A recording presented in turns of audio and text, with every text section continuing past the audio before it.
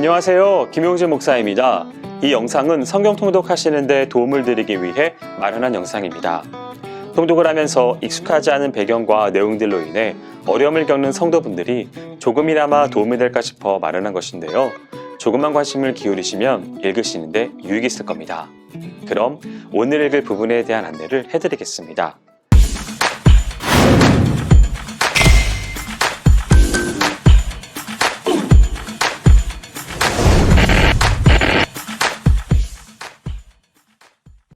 오늘 읽을 본문은 사무엘상 28장에서 31장까지 그리고 시편 18편입니다. 28장에서 31장까지는 사무엘상의 결론 부분으로서 사울과 그의 왕국의 몰락을 가져온 길보아 전투가 언급됩니다. 그중 28장은 사울이 신접한 여인을 만나는 장면을 다루고 있습니다. 1절에서 7절은 블레셋이 이스라엘에 대하여 전쟁을 벌여 다윗과 사울 모두 공경에 처했음을 보여줍니다. 아기스는 다윗에게 함께 출전하자고 제안합니다. 이는 동족 이스라엘을 향하여 칼날을 겨누어야 함을 말하는 것입니다.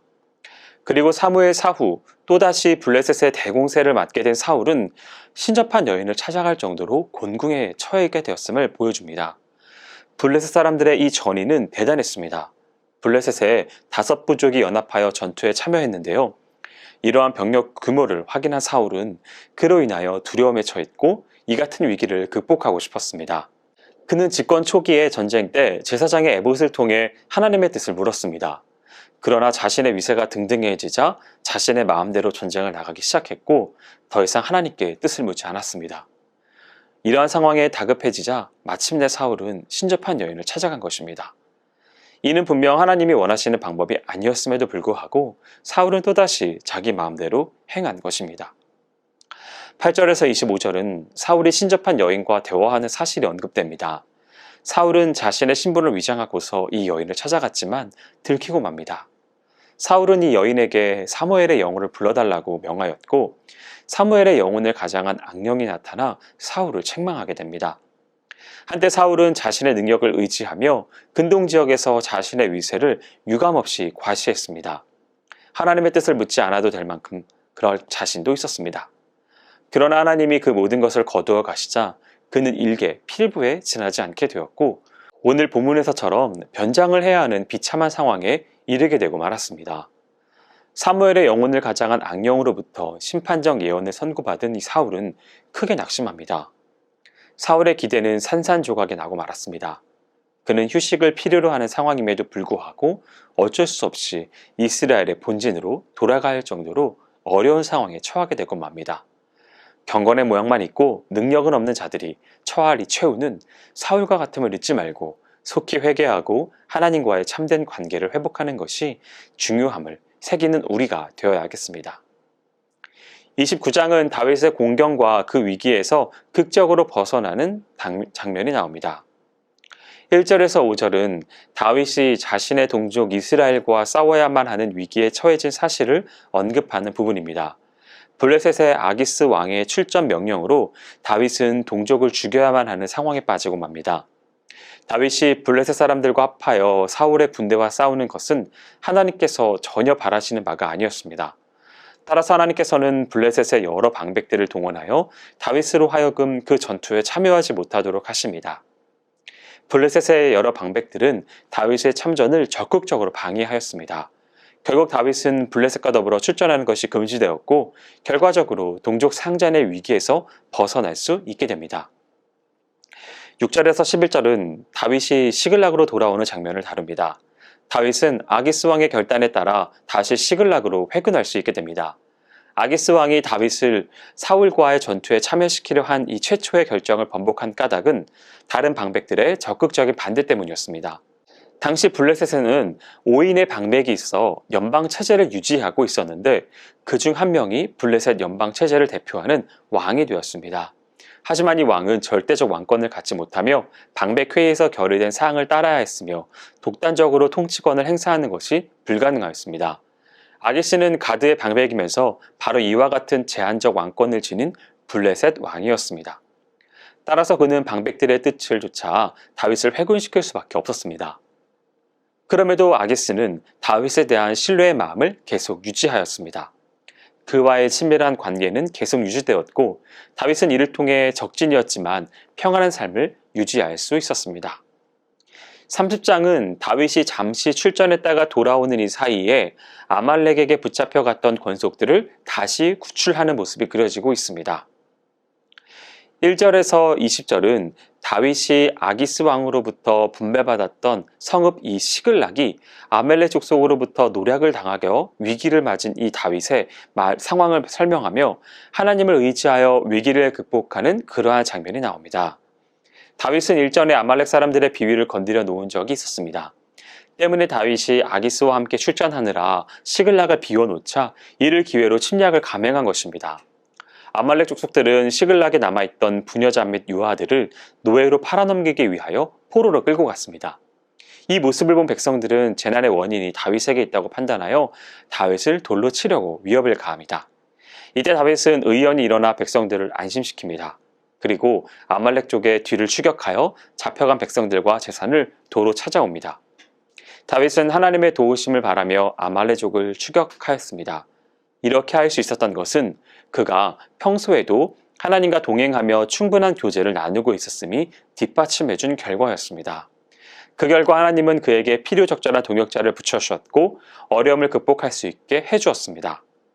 하나님과 동행하는 것이 문제를 해결하는 능력을 갖는 것보다 중요한 이유가 바로 여기에 있습니다. 21절에서 30절은 다윗이 아말렉 족속에게서 획득한 전리품을 병사들에게 분배하는 장면이 나옵니다. 다윗은 아말렉 족속을 치기 위하여 진군하면서 자신의 군사 600명 중 400명만을 데리고 갔습니다. 200명은 후방에서 안전하게 지켰습니다. 그런데 다윗이 전리품을 200명에게도 나눠주려고 하자 전투에 참여한 400명의 사람들이 반발합니다. 전투에 직접 참여한 자들만이 전리품을 가질 자격이 있다는 것이 그들의 이유였습니다. 이에 다윗은 아말렉에 대해 승리한 것이 병사들의 능력이 아닌 하나님의 능력 때문이었으며 후방에 남아 집을 지키는 일도 반드시 필요한 일임을 설명하면서 모든 사람들에게 분배하도록 지시합니다. 31장은 사울이 블레셋에게 패하여 급기야는 그의 자식들과 함께 비참한 최후를 맞이하는 장면이 묘사되고 있습니다. 1절에서 6절은 비극적인 사울 왕가의 몰락에 대하여 다루고 있습니다. 사울은 블레셋과의 길보아 전투에서 대패하고 맙니다.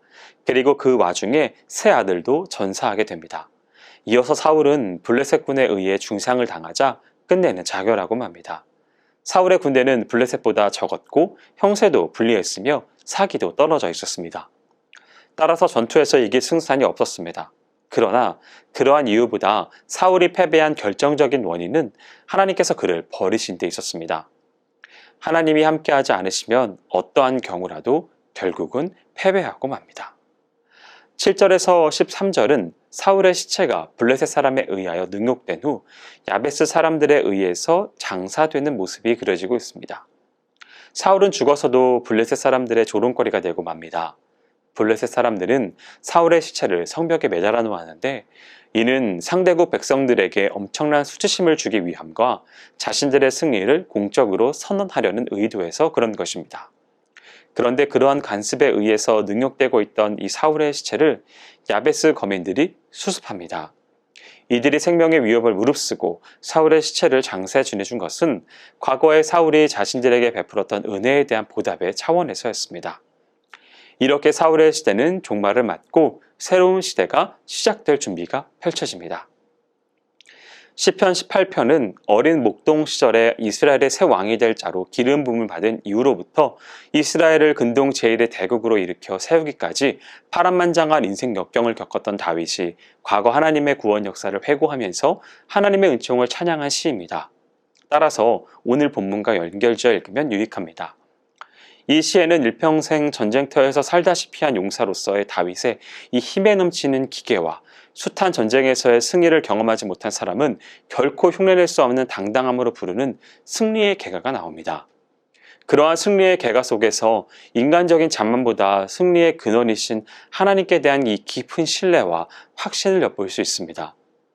또한 이 시에는 우주와 역사를 주관하시고 섭리하시는 절대자 하나님께 대하여 인생들을 철저히 복종하며 주의 말씀을 따라 의를 행해야 한다는 교훈들을 함께 기록하고 있습니다. 여기서 우리는 하나님께서 택하신 성도들에게 승리를 완전히 보장하신다고 하여 결코 안이하고 나태한 생활에 빠져서는 안 됨을 명심할 수 있습니다. 시인이 환난 중에 담대하게 여호와께 구원을 호소할 수 있었던 근본적인 이유는 의롭게 살려고 노력하는 그의 태도에 있었습니다. 성도로서의 특권과 축복만을 누리려고 하는 이 안이한 태도의 성도는 그분의 사랑을 진심으로 체험하기 어렵습니다. 우리는 모두 하나님이 기뻐하시는 자비한 자, 완전한 자, 깨끗한 자가 되기를 힘써야 하겠습니다. 여기까지 사무엘상 28장에서 31장까지 그리고 시편 18편을 성경 통독하실 때에 도움이 될 만한 내용을 전해드렸습니다. 혹시 이외에 질문이 있으시거나 나누고 싶은 이야기가 있으시면 밴드나 댓글로 달아주시면 필요한 도움을 드리겠습니다. 그럼 내일 다시 만나도록 하겠습니다. 통독 화이팅 하세요!